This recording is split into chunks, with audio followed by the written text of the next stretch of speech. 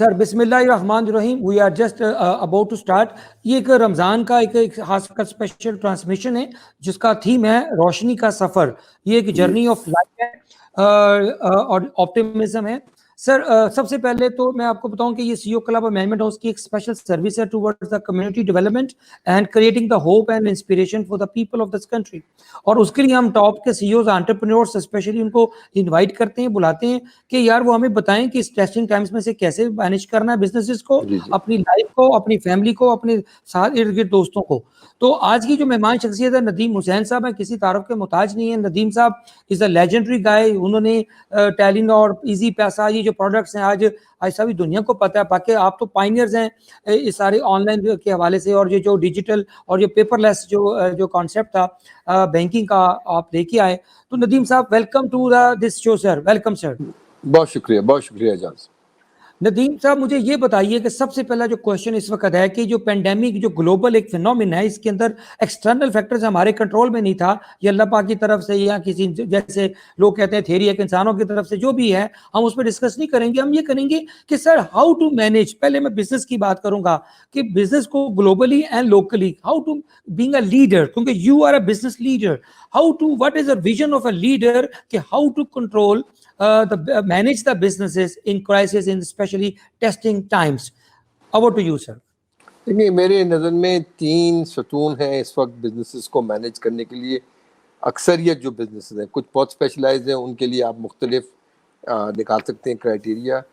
इस बिज़नेस में जहाँ भी आप हैं, पहले तो सबसे पहले अपने आप स्टाफ के बारे में सोचना है कि जो स्टाफ की जो सेफ गार्ड्स हैं, चाहे वो घर से काम कर रहे हैं, चाहे वो दफ्तर में आपके अगर परमिशन मिली है काम कर रहे हैं, उनको आप कोविड स्टैंडर्ड ऑपरेटिंग प्रोसीजर्स जो है उसके तहत कर रहे हैं नहीं कर रहे, इसमें कोई गुंजाइश नहीं। ये जो मैं देखता हूँ कि लोग जो SOP वायलेट करते हैं, ये अपने पैरल पे करते हैं, और ना सिर्फ अपने पैरल पे, बाकी लोगों के पैरल पे भी। तो सबसे पहले तो आपने अगर जिस बिजनेस में भी है, ये देखना है कि आपके जो स्टाफ है, जो आपका कुंबा है, आपकी फैमिली है, उसको आप किस तरह मैनेज कर रहे हैं। आपके घर से काम करा रहे हैं, कहाँ काम कर रहे हैं, दफ्तर में काम कर रहे हैं, फैक्ट्री में काम कर रहे हैं, जो अलाउड है, SOCP क्या फॉलो कर रहे हैं। तो पहली चीज़ अगर आप बिजनेस में हैं, आपको ये देखनी है। दूसरी चीज़ सबसे अहम इस वक्त मेरी नज़र में, किसी बिजनेस में भी आप हैं, वो है लिक्विडिटी। लिक्विडिटी का मतलब ये है कि इस वक्त जब आप बिजनेस में हैं, आप एक्सपेक्ट करें कि आपके पेमेंट्स जो आपके क्रेडिटर्स से आने वो देर में आएंगे, और आप पे एक्सपेक्टेशन होगी कि आप अपनी सैलरीज दें, अपना रेंट दें, अपनी यूटिलिटीज़ का पेमेंट करें। तो आपका कैश फ्लो और लिक्विडिटी सबसे अहम चीज़ है। इस वक्त बिजनेस बढ़ाना कम करना वो सेकेंडरी इश्यूज है, वो बाद में सर्वाइवल है। जब पेशेंट का टेम्परेचर 106 होता है, तो सबसे पहले उसको बर्फ़ लगाते हैं कि उसका टेम्परेचर नीचे आए। उसके बाद देखते हैं उसका रूट कॉज क्या है कि ये 106 क्यों गया था। 106 पे आप उस वक्त मल्टीपल टेस्ट नहीं कर रहे, आपसे कहते हैं इसकी जान बचानी है, इसको नीचे लेके आए टेम्परेचर को। इस वक्त आपने अपनी लिक्विडिटी और कैश फ्लो को प्रिजर्व करना है, ताकि आपके पास पेमेंट या ब्रीदिंग करने के रूम मिले। क्योंकि कैश फ्लो अगर आपका ख़त्म हो गया, तो आपका जितना भी अच्छा आइडिया, जितनी भी अच्छी पुरानी बिजनेस थी, मर जाएगी, बंद हो जाएगी। तीसरी चीज़ पे, ये ग्लोबल बात है, तीसरी चीज़ पर आपने ये देखना है कि लोगों का बिहेवियर चेंज हो रहा है, लोगों की बाइंग पैटर्न चेंज हो रहे हैं, लोगों की priority of buying habit change हो रही है। अगर आप पहले साल में 20 कमीज़ें खरीदे थे, मे बी आप सिर्फ 4 खरीदेंगे। आप अपने वार्डरोब में जाके देखेंगे, आप कहेंगे यार मेरे पास तो कपड़े पूरे हैं, मुझे ज़रूरत नहीं है। तो आप एसेंशियल गुड्स की तरफ आएंगे। तो आपने ये देखना है कि जो लोगों की जो हायरार्की ऑफ नीड्स है, वो अब ज़्यादा प्रायोरिटाइज होंगी, क्योंकि सबकी डिस्पोजेबल इनकम स्क्वीज होगी। और आपने अपनी बिजनेस में देखना है कि उस सेटिंग में आपकी बिजनेस कहाँ फिट होती है, और आप उसको फिर डिस्ट्रीब्यूशन, डिमांड, सप्लाई किस तरह मैनेज करेंगे। तो ये 3 चीज़ें हर बिजनेस को, चाहे वो फैक्ट्री ओनर है, चाहे वो किराना स्टोर है, चाहे वो फिनटेक। सर मुझे एक क्वेश्चन है इसमें से, आपने बहुत ही खूबसूरत पिन पॉइंट की है 3 चीज़ें। एक आपकी लिक्विडिटी, कैश फ्लो जिसे वर्किंग कैपिटल भी कहते हैं, और सेकंड आपने कहा ह्यूमन रिसोर्स जो लोग हैं, और तीसरा जो चेंज बिहेवियर्स हैं, पैटर्न्स हैं, डिमांड सप्लाई और लोगों की जो इकोनॉमी कॉन्ट्रैक्ट करेगी, उससे जो इफेक्ट आएगा उसको कैसे एडजस्ट करना है।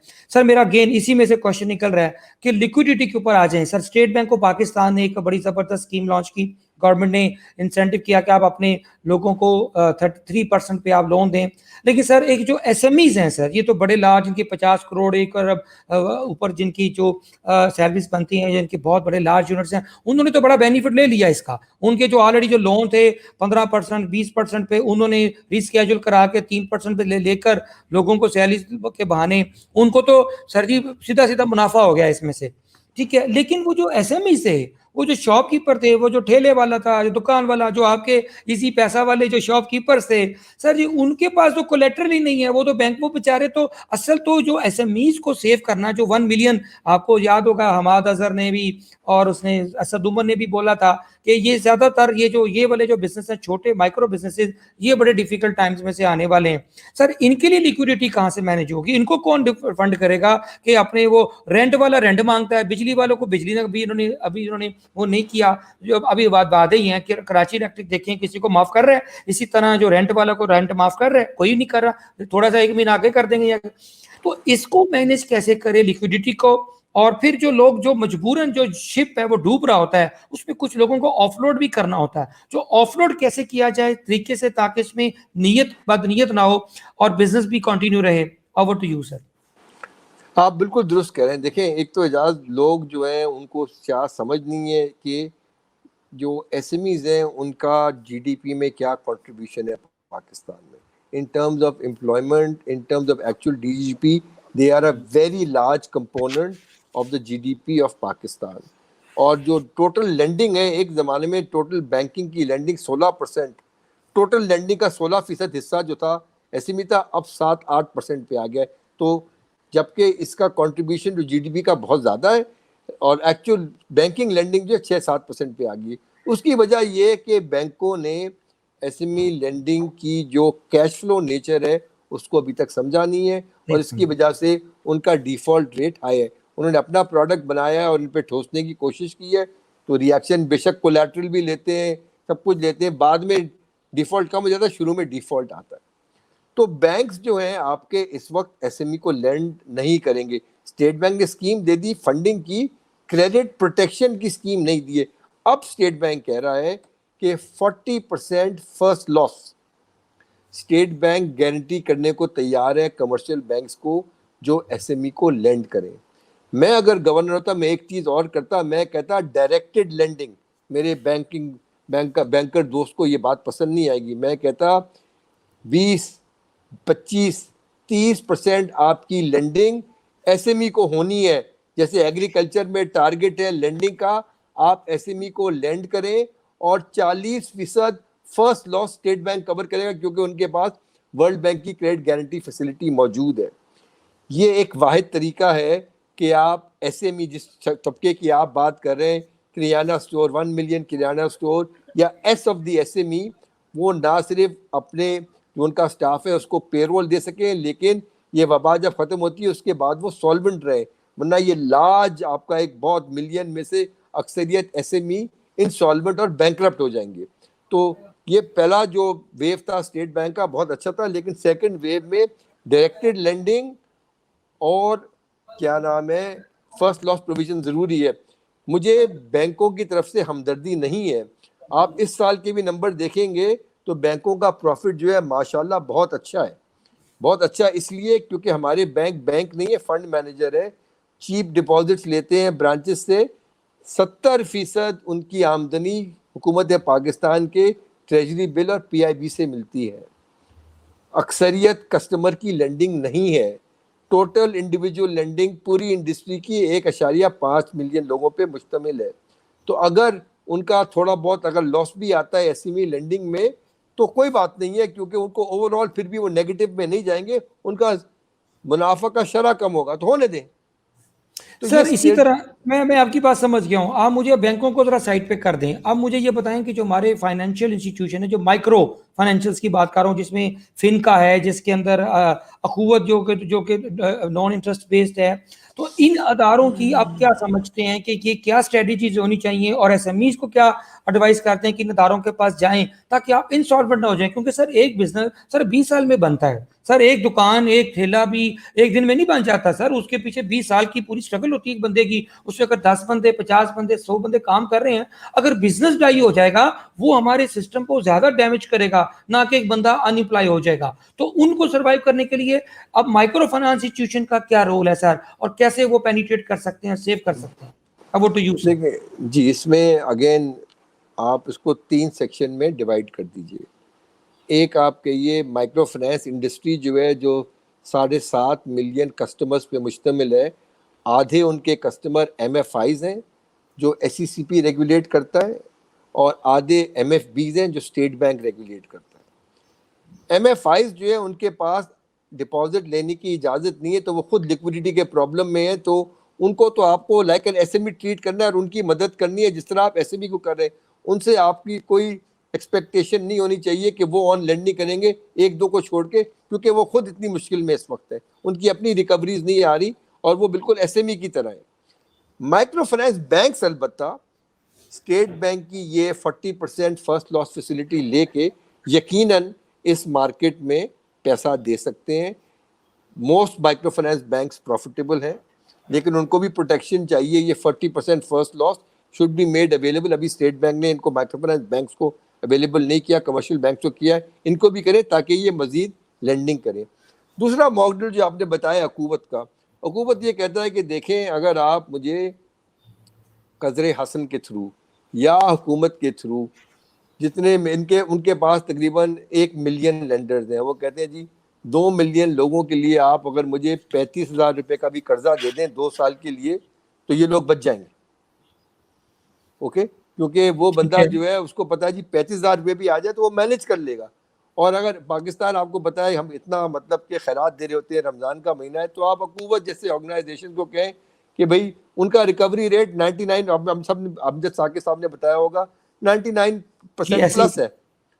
तो वही पैसा जो एक आप देते हैं वो बंदा वापस करता है, दूसरे बंदे को दे सकते हैं। तो अगर आप उनको 1 बिलियन रुपए दें तो वो 6 बिलियन लोगों तक वो पैसा दे सकते हैं, अगर वो मतलब कि 1 साल की साइकिल में चले। तो हमें इस वक्त हुकूमत की तरफ से भी, स्टेट बैंक की तरफ से भी फंडिंग चाहिए, मिनिस्ट्री ऑफ फाइनेंस को भी देखना चाहिए कि SME लेंडिंग के लिए ये बैंक्स और कमर्शियल बैंक्स की फंडिंग और क्रेडिट फैसिलिटी किस तरह हो, और जो लोग खैरात कर्ज़े हसन देना चाहते हैं उनको भी देखना चाहिए कि जहाँ सिर्फ आप एक बंदे को खाना खिला रहे हैं, अगर आप एक कंपनी को कर्जा देते हैं तो वो 20 लोगों को खाना खिला सकता है। सर मेरा एक अगला क्वेश्चन है कि before I go to the digitalisation of the country, ये बिजनेसेस, तो मैं सवाल पूछना चाह रहा हूँ कि आपने थोड़ा सा ये 2 महीनों में ग्लोबली और लोकली स्टडी किया होगा कि व्हाट आर द कोई स्ट्रगलिंग बिजनेसेस हैं जो अब स्ट्रगल करेंगे, सर्वाइवल इनका मुश्किल होगा और उन्हें बिजनेस मॉडल को अगर रीएडजस्ट करना पड़ेगा, री इन्वेंट करना पड़ेगा तो सर्वाइव करेंगे, और कौन से फ्यूचर बिजनेसेस जो ग्रो करने हैं, जो आज पैदा हो रहे हैं या पैदा होने जा रहे हैं? Over to you sir. तो मैं आपके जो सवाल का दूसरा हिस्सा है उसका जवाब पहले देता हूँ। मेरा ख्याल है कि जो डिजिटल बिहेवियर चेंज हो रहा है, इसमें जितने भी स्टार्टअप्स आते हैं ई एजुकेशन में, रिमोट लर्निंग में, अब आप देखें ना पूरे स्कूल जो है रिमोट पे चल रहे हैं, लोगों का बिहेवियर चेंज हो रहा है, टेक्नोलॉजी आ रही है। लोग जो है, मैं और आप इंटरव्यू कर रहे हैं, इससे पहले क्या होता, मैं आपके दफ्तर में आता, अब मैनेजमेंट हाउस का गेस्ट बनता, आपकी मतलब कि चाय और बर्गर खाता, आपसे रमज़ान नहीं होता तो, और पूरी अपनी मीटिंग करता। अब मैं आपसे दिन में 4 बार बात कर सकता हूँ। इसी तरह e education is going to be taking off. E health, अब आपको पता है कि वेदर इट्स दवाई, whether it's diagnosis, whether it's prescription, ये सब चीज़ें, तो ई हेल्थ सेकेंड चीज़ होगी। तीसरी जो है वो ई कॉमर्स होगी, जो पहले हमने देखा था कि ई कॉमर्स में आपने देखा एकदम ही स्पेशली ग्रोसरीज और एसेंशियल आइटम्स में एक इंक्रीज आया। 3 चीज़ें होंगी। चौथी आपकी जब हो जाएगी ये पेमेंट्स, क्योंकि जितनी भी ये चीज़ें होंगी इनको एक पेमेंट की ज़रूरत होगी, डिजिटल पेमेंट की, तो पेमेंट कंपनीज चौथी कंपनीज होगी। मेरा अपना ख्याल है डिजिटल साइट पे ये 4 शोबे तो मुझे नज़र आ रहे, plus artificial intelligence and big data, वो पहले भी था, अब ज़्यादा उसका इस्तेमाल होगा। तो जो लोग इन 5 शोबों में जाते हैं मेरे ख्याल से they are going to do well. और मैं आपको बाद में बताऊंगा जो हमने कंपनीज खोली हैं वही 5 शोबों के अंदर ही हैं, क्योंकि वीसी यहाँ ग्रोथ आती है। तो सर सबसे बड़ा जो इंसान का जो इशू है, जो मसला है, वो तो उसकी शादी है। तो sir on the lighter notes, तो वो ई मैरिजेस पे भी ससरा शुरू हो जाएगा सर। तो ये बस ये सर, क्योंकि सब चीजें तो वर्चुअल हो गई हैं, फिर अब शादियां भी वर्चुअल होंगी सर। अभी तक वहां नहीं पहुंचे अभी तक हैं। और बच्चे जो होंगे सर जी, वो फिर हम कंप्यूटर से डाउनलोड किया करेंगे सर जी। सर जी मुझे ये बताइए कि जो अब सबने समझ लिया, कहते हैं कि जी आपकी एक बड़ा आजकल एक सोशल मीडिया पे चल रहा है कि आपकी कंपनी को डिजिटलाइज किसने किया, सीईओ ने किया, सीटीओ ने किया, चीफ टेक्नोलॉजी ऑफिसर ने, या कोविड-19 ने किया। तो अब तो एक एक्स्ट्रा एक्सटर्नल फैक्टर है जिसने मजबूर कर दिया है, छोटी कंपनी हो, बड़ी हो, दुकानदार हो, या एक बहुत बड़ा एक बिजनेस है, तो सब इस वक्त अब प्लानिंग कर रहे हैं, सोच रहे हैं अपना बिजनेस को। वो जो आपने 5 पॉइंट्स बताए, चाहे वो हेल्थ में, एजुकेशन में, ई कॉमर्स पे, या किसी जैसे फूड पांडा, उबर, और ये इनके पास कुछ भी नहीं था और आज इनके बिजनेस मॉडल कामयाब हैं।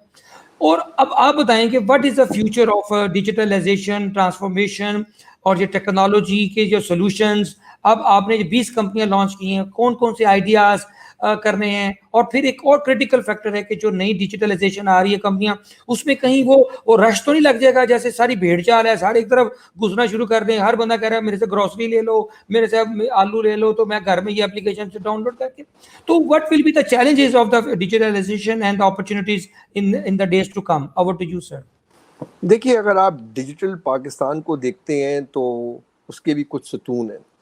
पहले तो आपने ये देखना है कि हमारा इंफ्रास्ट्रक्चर क्या है डिजिटल पाकिस्तान के लिए। इंफ्रास्ट्रक्चर से मुराद ये हो गई कि आप कहें कि जी मेरी ब्रॉडबैंड की एक्सेस कितनी है। आपकी टोटल कंट्री ब्रॉडबैंड की एक्सेस 35% है। आप कहें स्मार्टफोन की एक्सेस कितनी है, वो 51% है।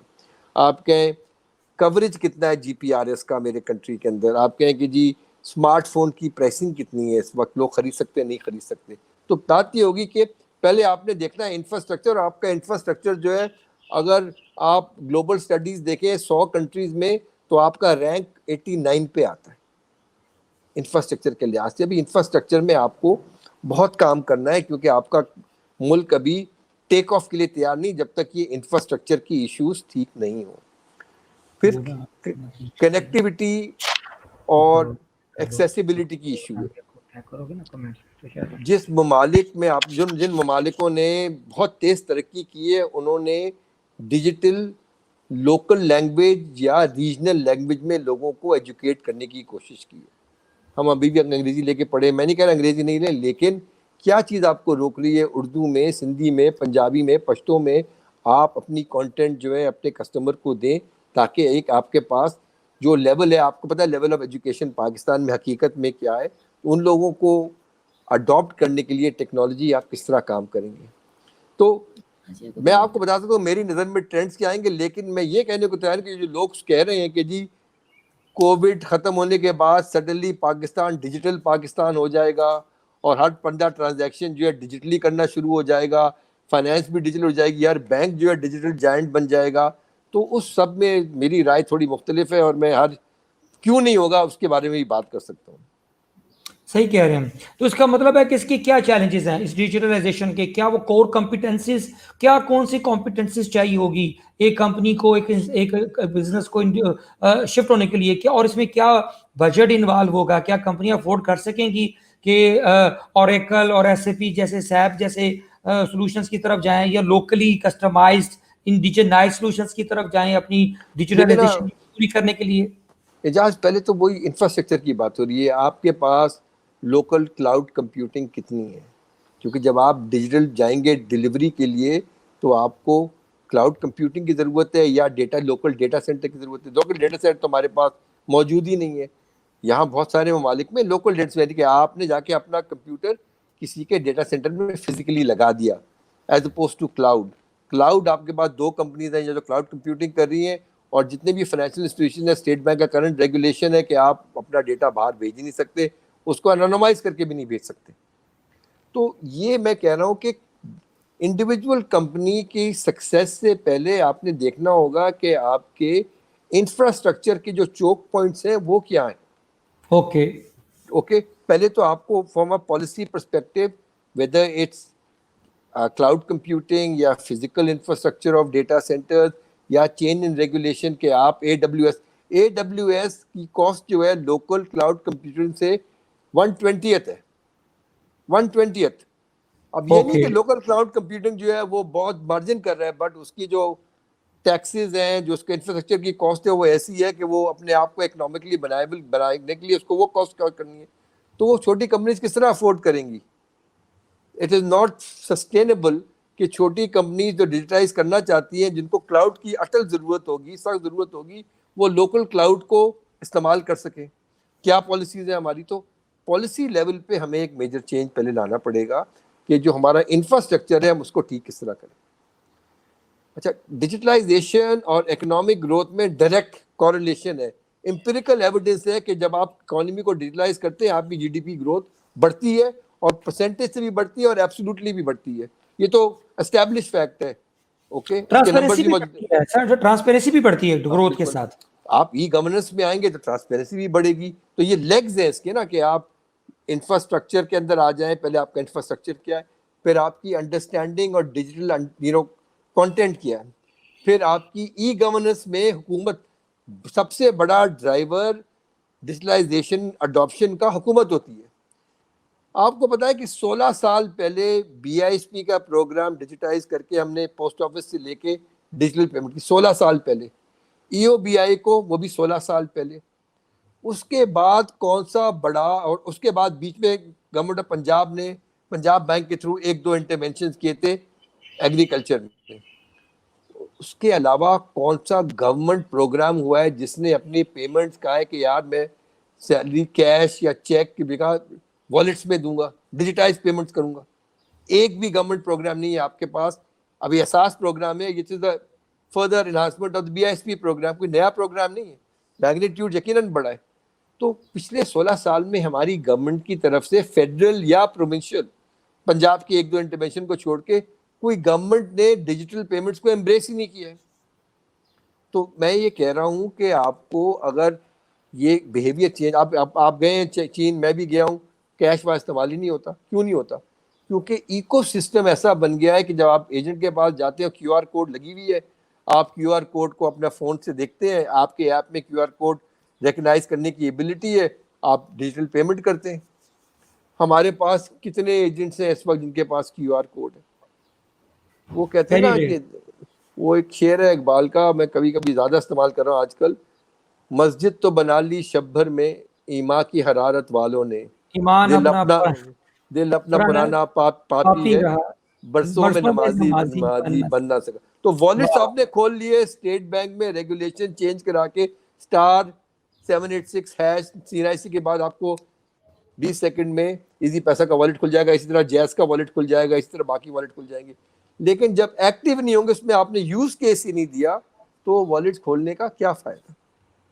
सर ये हमारी मिस नाजिया ने भी ज्वाइन कर लिया है, ये भी आपके साथ एक क्वेश्चन वगैरह करेंगी। माशाल्लाह देखिए, ये टेक्नोलॉजी है, she is in the car, वो गाड़ी में है, ड्राइविंग में है, लेकिन और आप अपने ऑफिस बैठे हैं, हम मैनेजमेंट हाउस बैठे हैं, कराची, लाहौर, इस्लामाबाद, 3 मुख्तलिफ जगहों पे लोग बैठे हैं, और ये हम कन्वर्सेशन कर रहे हैं, और फिर दुनिया में देख भी रही है और आपसे सीख भी रही है।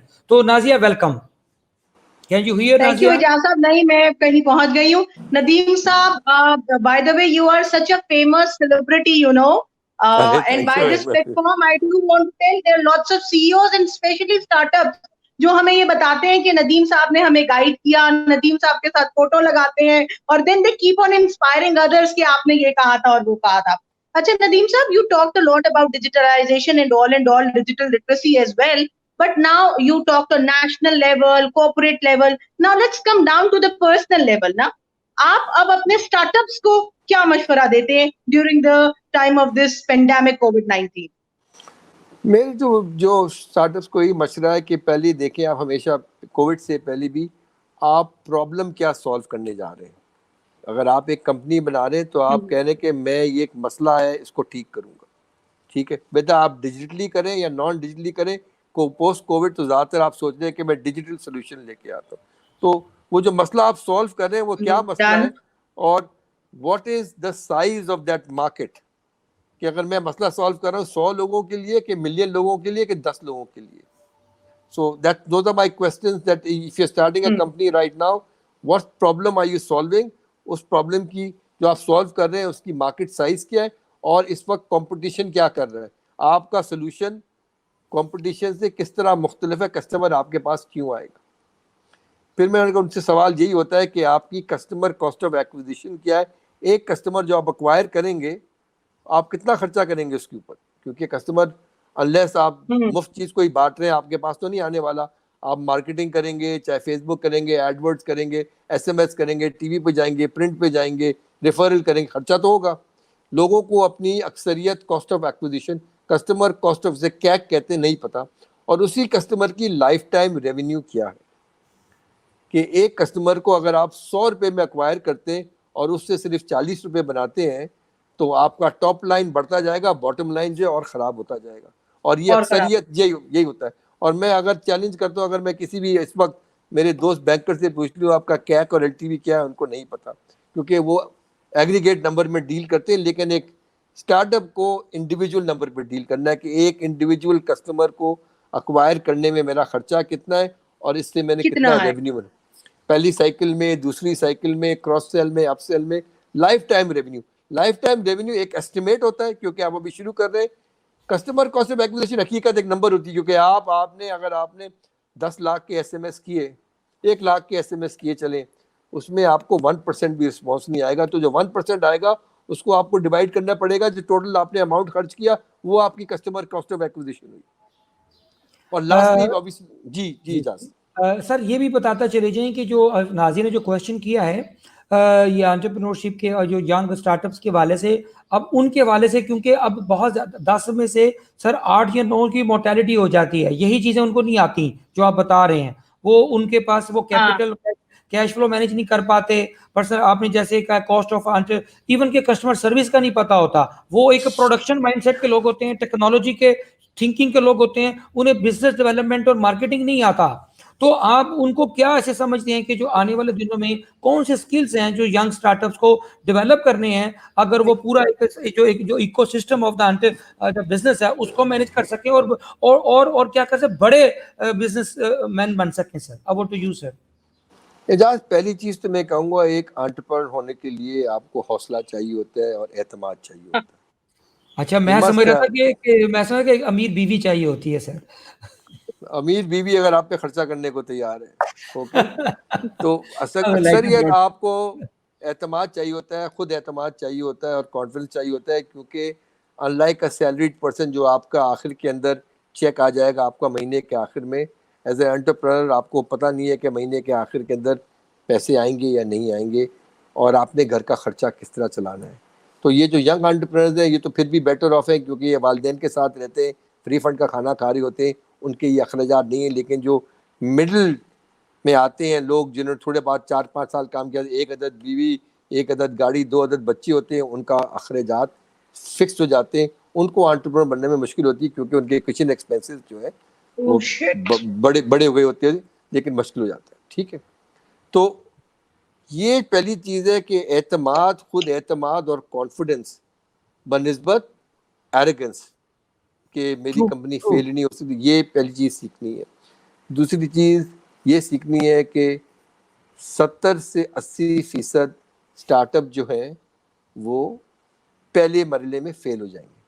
वो जो पहले ये मोर्टेलिटी रेट फर्स्ट ईयर में 80% पे डाई या अच्छा, अब इसका ये मतलब नहीं है कि जो एंटरप्रेन्योर है वो खराब है। हो सकता है उसका आइडिया जो है सही नहीं हो सकता है उसका आइडिया उसके टाइम से पहले उसने दिया हो सकता है उसने मोस्ट लाइकली अपना कैश जो रिक्वायरमेंट है उसको सही तरह एस्टिमेट नहीं किया। अक्सरियत जो ये मोर्टेलिटी रेट आता है वो इसलिए आता है लोगों ने बड़े ऑप्टिमिस्टिक सेल्स प्रोजेक्शन बनाए हुए होते हैं और पहले दिन से अखराजात जो हैं वो ज़रा उस पर हाथ टाइट नहीं किया हुआ होता, तो इनका कैश फ्लो ख़त्म हो जाता है। पाकिस्तान के अंदर इतने हमारे पास वेंचर कैपिटल या एंजल इन्वेस्टर्स नहीं हैं जितने एंटरप्रेन्योर्स हैं। तो ये लोग जब आते हैं मार्केट में तो इनके पास जो रनवे होती है अगर 6 से 12 महीने के लिए होती है, उस वक्त में इनको कैपिटल नहीं मिले तो ये मेरे फौत हो जाते हैं। अब इसका ये मतलब है कि अगर आदमी सही है तो फिर वो दूसरी बिजनेस में जाएगा, सेकंड टाइम जो है ट्राई करेगा, और हो सकता है सेकंड टाइम या थर्ड टाइम उसका आइडिया बेहतर और उसको पहली का तजर्बा भी हो जाए। तो ये मत सोचे कि पहली बिजनेस आपने जो चलाई वो जो है छक्के उसमें छक्का लगेगा आपका, बहुत मुश्किल है। मुमकिन है लेकिन प्रोबेबिलिटी कम है। सर इसी तरह जब ये यही बात है, जब वो फर्स्ट ईयर से गुजर जाता है एक एंटरप्रेन्योर, वो थोड़ा सा स्टेबिलिटी में आ जाता है, तो फिर वो उसके अंदर उसकी जो ना एक जो ईगो जो होती है ना, वो उसको एक्सपेंशन की तरफ ले जाती है, वो अनब्राइडल्ड एक्सपेंशन की तरफ यूजुअली बिजनेस चले जाते हैं और अपने ही वजन से अपने वो एक्सपेंसेस को इतना बढ़ा लेते हैं कि वो उसकी थोड़ी जो उनमें से फ्यू कामयाब होते हैं, पहले तो 2.5 हो गए, जो कामयाब होते हैं उनके बाद भी जो सेकंड फेज में आते हैं उसमें भी एक बहुत बड़ा थ्रेट होता है कि वो जब अनब्राइडल एक्सपेंशन में जाते हैं तो फिर वो उनसे मैनेज नहीं हो पाता और फिर वो भी अगले 3 से 4 साल में फिर वो जाके गिर जाते हैं। आप मुझसे पूछ रहे थे कि जो स्किल बेस चाहिए, देखे ना, एक तो अगर आप टेक्नोलॉजी कंपनी कर रहे हैं तो एक बिजनेस वाला हो और एक यकीनन टेक्नोलॉजी वाला हो। कि टेक्नोलॉजी समझना बहुत ज़रूरी है। और टेक्नोलॉजी सिर्फ टेक्नोलॉजी के लिए नहीं कि कस्टमर को वही सहूलत आप किस तरह दे रहे हैं, मैसर कर रहे हैं, ये बहुत ज़रूरी है। और ऑब्वियसली अपने फाइनेंसिस समझना बहुत ज़रूरी है, क्योंकि हमारा हमेशा ये आइडिया कि हमारे जो प्रोजेक्शन है बहुत रोज़ी होते हैं कि जिस बंदे को आओ मेरे पास जो आता है, बिल्कुल आप कोविड से पहले हर फ्राइडे को मैं 6 से 8 स्टार्टअप्स को मिलता था। ऐसा कोई स्टार्टअप मेरे पास नहीं आया जो कहता जी मैं $500,000 या $1 million से कम मेरी वैल्यूएशन। और ऐसा कोई स्टार्टअप नहीं था, बहुत ही कम। जो मेरा दफ्तर छोड़ गया तो मैंने कहा तुम्हारी वैल्यूएशन 50 से $1,000 से ज़्यादा नहीं, 50 से $1 लाख से ज़्यादा नहीं है। उसकी वजूहत है ना, कंपेरेबल्स हैं। आप डिस्काउंटेड कैश फ्लो पे अपनी वैल्यूएशन खाली पुलाव पे अंडे होंगे बच्चे होंगे उस पर नहीं बना सकते। आपको तो प्रूफ ऑफ कॉन्सेप्ट और ट्रैक्शन और जो आपने जो इंटीग्रेशन वगैरह किया वो सब दिखाने पड़ते हैं। लेकिन मैं आपको एक बात बताऊँ, the reason I see 12 to 10 entrepreneurs every Friday is that I get excited कि हमारे पास यूथ के अंदर वो पैशन है, टैलेंट है, पैशन है, लेकिन अभी तक विजडम नहीं है, ना हमारे पास इनफ मेंटर्स हैं या लोग अपना टाइम सर्व करने के लिए तैयार हो कि इन लोगों को वो नसीहत दे सकें और जहाँ मेक सेंस इनको फंड रेजिंग की मदद कर सकें, इनके कनेक्शंस करा सकें ताकि ये इकोसिस्टम बने। सर इसी तरह ये क्वेश्चन एक नाजिया 1 मिनट सर, एक इसी तरह इसी के क्वेश्चन के इसी एक एक्सटेंशन है कि नेशनल जो हमारे जो लेवल पे इंक्यूबेशन सेंटर्स बन गए हैं, कुछ NICs बने हैं लाहौर, कराची, इस्लामाबाद में, फिर कुछ और कल्चर आ रहे हैं स्टार्टअप्स का, कुछ कोवर्किंग स्पेसेस बन रही हैं। पाकिस्तान में एक नया एक कल्चर आया है डिसरप्शन का, बड़ी बच्चे बात कर रहे होते हैं। लेकिन सर मेरी अनफॉर्चुनेटली सर वो मम्मी डैडी क्लास होती है, वो घर में वही रोटी मिल जाती है। हमारे जैसे जो बेचारे जो टाटों से उठ के आते हैं उनको तो अंदर भी नहीं जाने देते ऐसे इंक्यूबेशन सेंटर, उनके खर्चे बड़े हैं। तो सर आप क्या समझते हैं कि ये इंक्यूबेशन सेंटर का वो क्या जो बने हैं, क्या वो रोल प्ले कर रहे हैं इफेक्टिवली? क्या उनके अंदर इफेक्टिवनेस क्वेश्चन मार्क है कि 20 में से अगर ये 50 में से अगर एक निकल भी गया तो उसको एग्जाम्पल तो नहीं बनाया जा सकता? What do you say about the incubation culture in this country sir? I think we are getting there. I think अगर जो मेरे एक्सपेक्टेशंस थे उनसे वो अभी तक उस लेवल पे नहीं पहुंचे, लेकिन वो क्लियरली एक रोल प्ले कर रहे हैं। लेकिन उनके रोल जो प्ले कर रहे हैं उसमें काफ़ी एनहांसमेंट की ज़रूरत है। अब ये भी सोचना कि अगर हमारे पास 20 इंक्यूबेशन या एक्सेलेरेटर सेंटर है, यहाँ से स्टूडेंट जब निकलता है कितने हमारे पास इन्वेस्टर्स हैं जब वो निकलता है उसमें इन्वेस्ट करेंगे। तो अगर आप पौध तैयार कर रहे हैं और वो निकल रही है, आपके पास इन्वेस्टर ही नहीं है, तो you are setting them up for failure. तो आपको कोशिश ये करनी चाहिए कि इंक्यूबेशन सेंटर बना रहे उसके जो अखराजात हैं मे बी उसमें 25% कम करें, 25% वही पैसे आप कहें जी मैं इन्वेस्ट करूंगा। ओके, क्योंकि इन सब के अखराजात काफ़ी हैं और ये पैसे जहाँ से आए वो रिसर्च फंड और ये जो टेलको का फंड वगैरह था वो आए, उसमें से इनका SOP होना चाहिए कि जो भी इनका ऑपरेटिंग एक्सपेंस है 25% जो है कम करके वो इन्वेस्ट करें, ताकि इनके अपने लोग जिनको ये लेते हैं जिस पे ये बेट करें अपने पैसे लगाएं उसके अंदर और इक्विटी ले लें उनके अंदर, क्योंकि दैट्स द रियल टेस्ट। कि जब तक आप अपना पैसा नहीं डाल रहे वो बात नहीं, बड़ी कंपनी अच्छी है वो कंपनी अच्छी है, जब अपना आप इन्वेस्ट नहीं करते जब तक you really don't have skin in the game. Nazia आप क्वेश्चन करें वुमेन के वाले से कि वुमेन एंटरप्रेन्योरशिप के वाले से, और जो घरों में खवातीन बैठी हैं, जो वर्किंग वुमेन है, वर्किंग मॉम्स हैं, प्लीज कोई क्वेश्चन आप सर से करें। Over to you.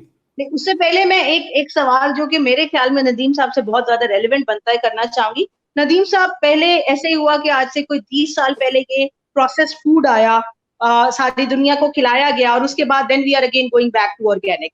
टेक्नोलॉजी आई, एसीज आए, आपको हमें ये कहा गया कि जी अब आप बहुत कंफर्टेबल इन्वायरमेंट विद इन घर में मिलता है या दफ्तर में मिलता है, और अब ये कहा जाता है बाहर निकलें, ऑक्सीजन लें, धूप लगाएं, so that you stay healthy. What my question is, क्या डिजिटलाइजेशन का कोई नेगेटिव इम्पैक्ट इन फ्यूचर आप देखते हैं? क्या आपको लगता है कि ये डिजिटलाइजेशन हमारे बिजनेसेस नेशनली और इंटरनेशनली कुछ किल डाउन करेगी, और फिर लोग ये कहेंगे नहीं जी अपने ओल्ड बिजनेस प्रैक्टिसेस पे वापस आया जाए?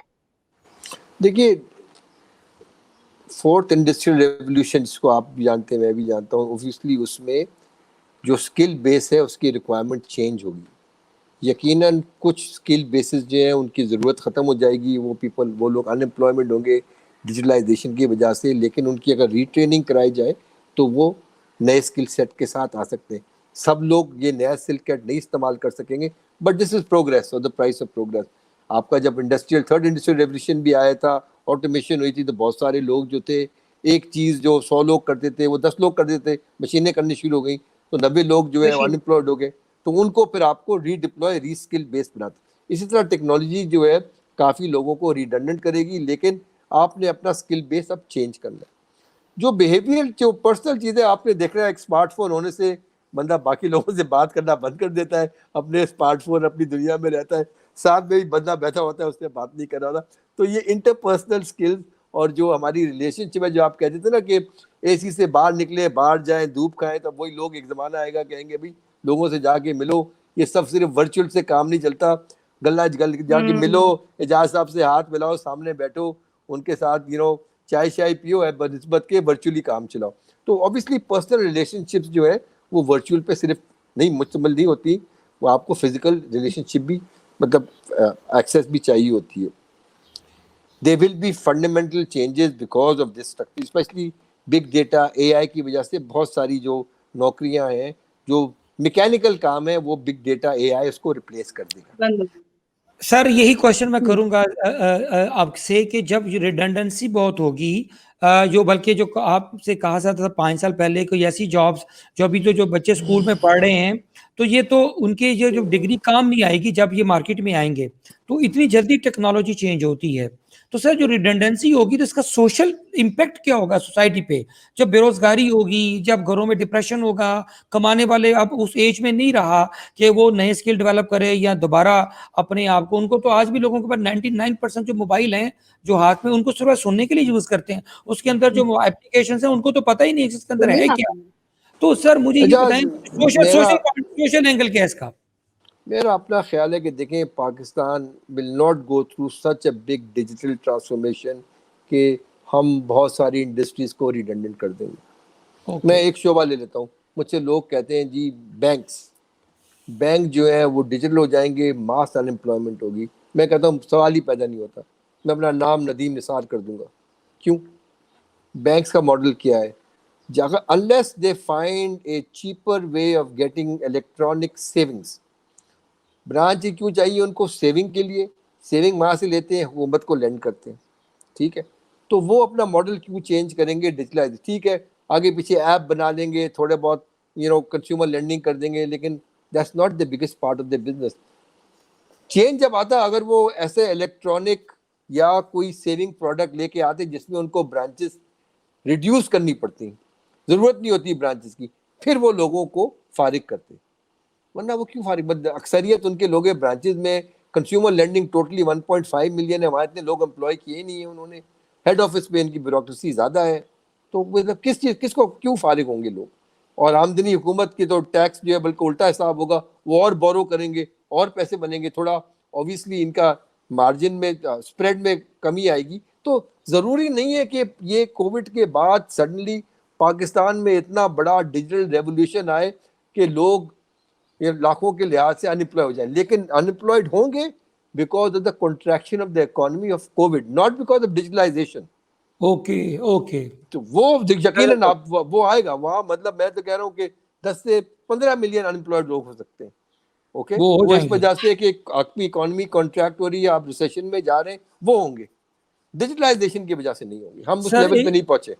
सर इसी तरह एक इसी के साथ आखिरी मेरा क्वेश्चन, फिर उसके बाद क्लोजिंग की तरफ जाते हैं। मेरा एक बड़ा इंपॉर्टेंट क्वेश्चन है, what is the role of innovation and वो क्या कहते हैं कि क्रिएटिविटी, इमेजिनेशन, क्योंकि आपने कहा जब तक हम किसी मैथ लेवल पे प्रॉब्लम्स को सॉल्व नहीं करेंगे, हम छोटा करके शायद वो हम तो उसकी कॉस्ट भी पूरी ना कर सकें। वो जो आप अक्सर कहते होते हैं कि हम खुद तराशते हैं मनाजिल के निशान, हम वो नहीं जिन्हें जिन्हें जमाना बना गया। देख आपके चेहरे में मुस्कुराहट बता रही है। कहते हैं ये हम खुद मुझे तराशते हैं मनाजिल के संग मील। ये आपके मुंह से सुनना चाह रहा था सर, प्लीज जरा दोबारा बोलिए सर, हम खुद इकबाल का ही तराशते हैं। शेर है, हम खुद तराशते हैं मनाजिल के संग मील, हम वो नहीं है जिनको जमाना बना गया। वाह वाह वाह वाह, सुभान अल्लाह। तो sir what is the role of innovation देखिए, एंड क्रिएटिविटी?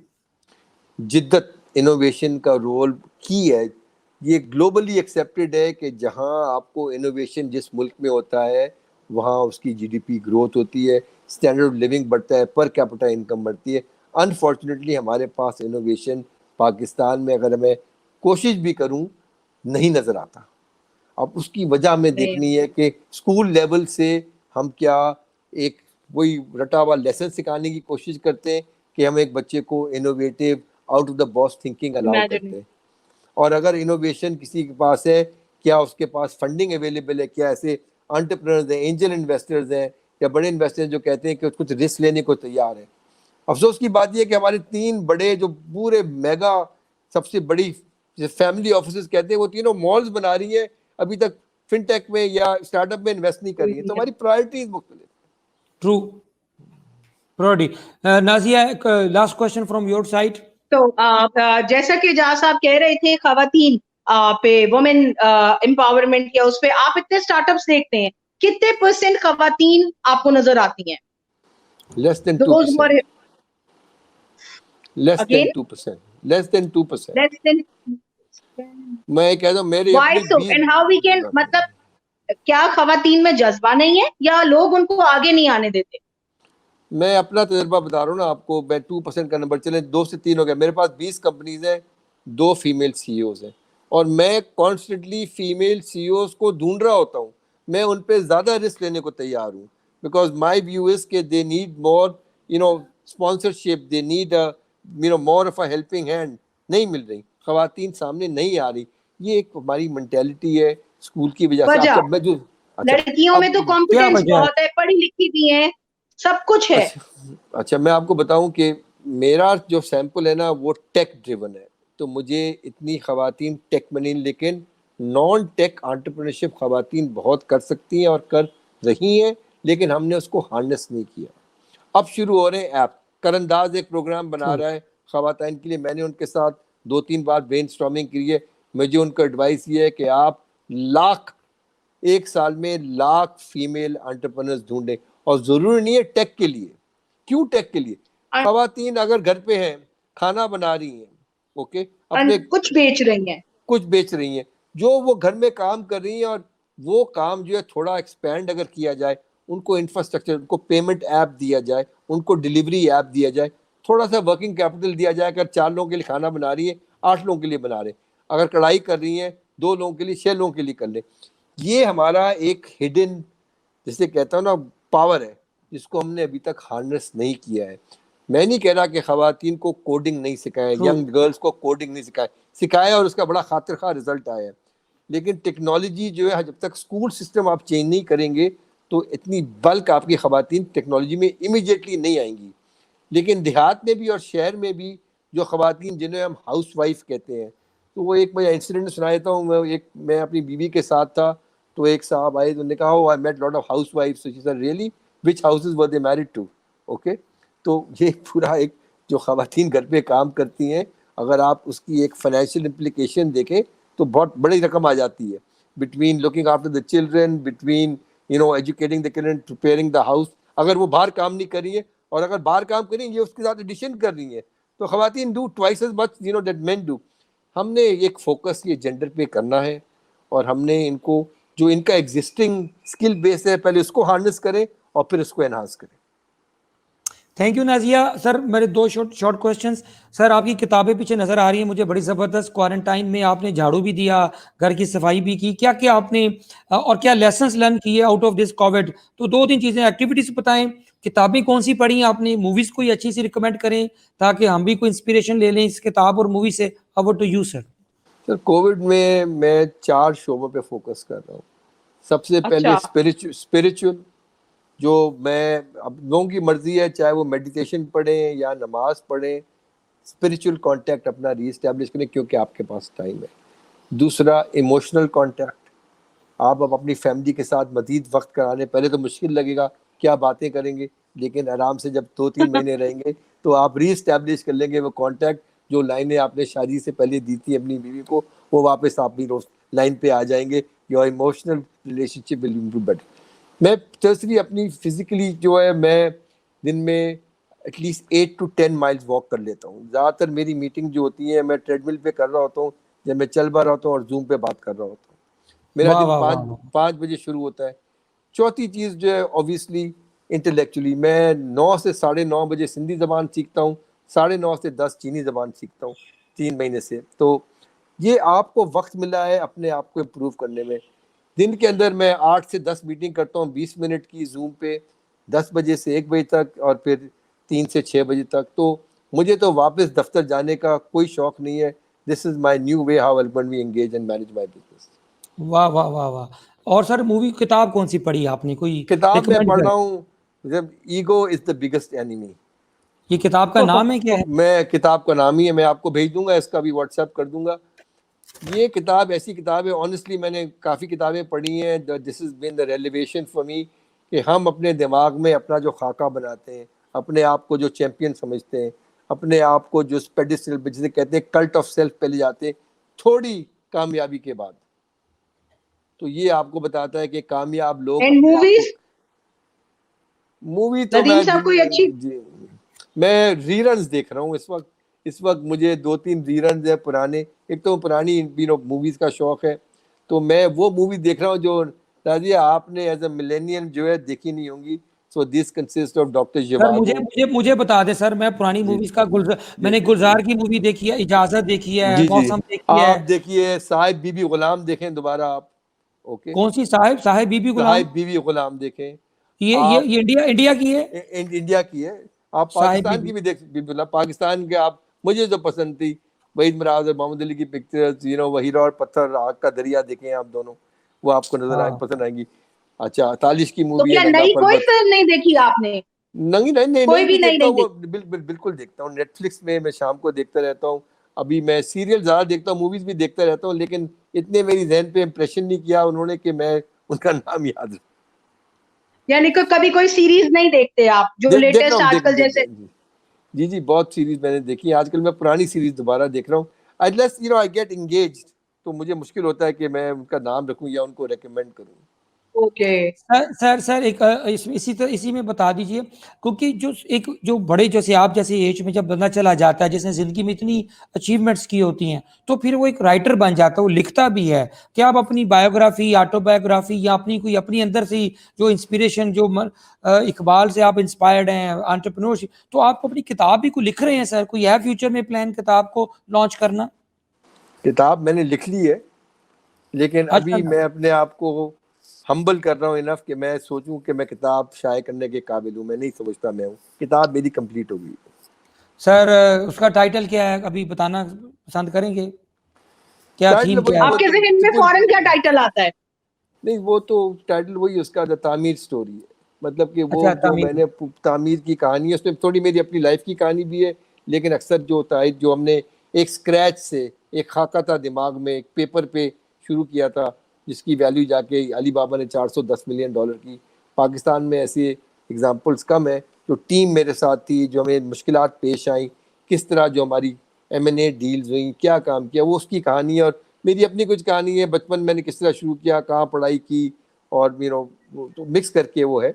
तो लेकिन मैं आई डोंट थिंक कि अभी मुझे किताब लिखनी चाहिए, अभी मुझे और थोड़ा तजुर्बा करना है। सर आप एक काम करें, इजाज उसमें मैं साहब, अपनी अपनी सर्विस देता हूं कि वो उस किताब को मैं अभी कराची जब आऊंगा आपसे मिलूंगा, या मुझे आपके साथ वो जो स्क्रिप्ट होगा आपके साथ बैठ के उसकी फिनिशिंग टच और उसके अंदर जो उसका जो किताब जिसे कहते हैं बेस्ट सेलर बुक्स, तो मेरे पास एक थोड़ा सा रिसर्च है कि इसको बेस्ट सेलर कैसे बनाया जाएगा नदीम साहब, उसकी लॉन्चिंग, उसकी कंपोजिंग और उसके बाद उसकी डिस्ट्रीब्यूशन, उसको ग्लोबल लेवल पे अमेजन पे कैसे लेके जाना है ग्लोबल। तो स्टोरी सर, क्योंकि ये दुनिया जो है ना कायनात में, अक्सर ये जुमला अक्सर लोग बोल रहा हूँ आजकल कि ये पूरी दुनिया जो है ना ये एटम से नहीं बन के बनी, ये स्टोरी से बनी है।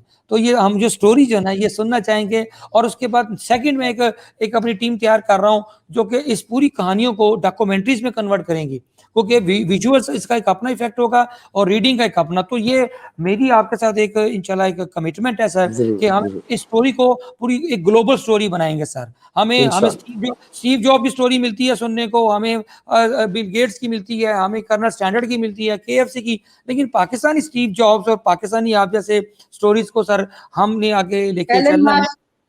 सर थैंक यू वेरी अच्छा मच। इजाज साहब, जी जी बोलिए। क्योंकि नदीम साहब ज़ौक रखते हैं, शौक रखते हैं, तो इनसे कहते हैं कि क्लोजिंग में कोई अच्छे से 2 शेर सुना दे और नहीं फिर एक शेर आपका एक सर 2-3 अशार सुनाए जो दिल के करीब हैं आपके, जो गुनगुनाते हैं आप। जो दिल के करीब है। और और एक पेंडेमिक शेर जो है ना वो कोरोना पे होना चाहिए, जो आपको लगे कि आजकल की सिचुएशन में कोरोना पे बिल्कुल फिट बैठता है।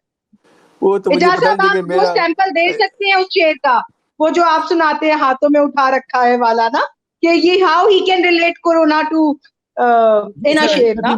मैं अवार्ड टू यू। फकत एक शेर सुनाता हूँ जो मेरे जहन में इस वक्त बहुत रेलिवेंट है स्टार्टअप्स के लिए। वो है, क्यों कर संभालते हमें वो नाखुदा जो खुद साहिल की ओर से भंवर देखते रहे, साहिल की ओर से भंवर देखते रहे, मंजिल की राह में आबला पा उठ खड़े हुए और शह सवार गुबार सफर देखते रहे। तो ये बड़ी बड़ी कंपनीज पाकिस्तान की तकदीर चेंज नहीं करेंगी, ये स्टार्टअप्स ही करेंगे। वाह। और सर एक शेर आपके लिए आपकी नजर करता हूं कि हंसता, ये आपके लिए डेडिकेटेड है सर, स्पेशली आज के सेशन के लिए और आपके लिए, कि हंसता खेलता चला जाता हूं मौजे हवादस में, हंसता खेलता चला जाता हूँ मौजे हवादत में, अगर आसानियां हो तो जिंदगी दुश्वार हो जाए। क्या बात, ठीक है। So say thank you to corona के। सर एक मेरा दिल का ख्वाब है कि इंशाल्लाह कराची आते हैं तो जो ना शीरी आपा के साथ और आपके साथ एक स्पेशल मेरा एक बड़ा लॉन्ग वेटेड दोनों का मिलके मैंने एक सेशन करना है, वो एक्सक्लूसिव होगा और बड़ा स्पेशल सेशन हम करेंगे। I hope sir you would have enjoyed the quality of questions, the quality of interaction. Sir आपके पास हमेशा मजा आता है, जब भी कभी लाहौर आना हो तो मैनेजमेंट हाउस हाजिर है sir. Thank you very much for your time, बहुत शुक्रिया सर। बहुत शुक्रिया, बहुत शुक्रिया नादिया, बहुत शुक्रिया। नदीम साहब please stay connected. Okay thank you, अल्लाह हाफ़िज़।